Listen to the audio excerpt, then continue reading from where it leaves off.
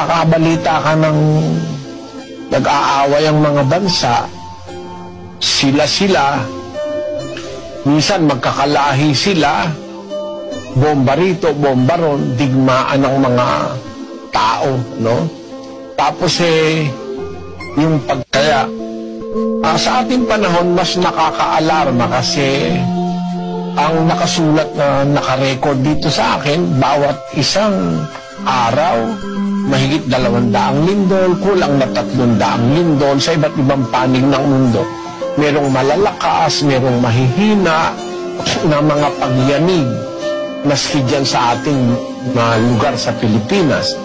Ito ay maniwala tayo't hindi, ito ay isa sa mga ipinagpaunang palatandaan ng ating Panginoong Hesus na magkakagutom, lilindol, magkakasalot, magkakadigma sa iba't ibang mga dako.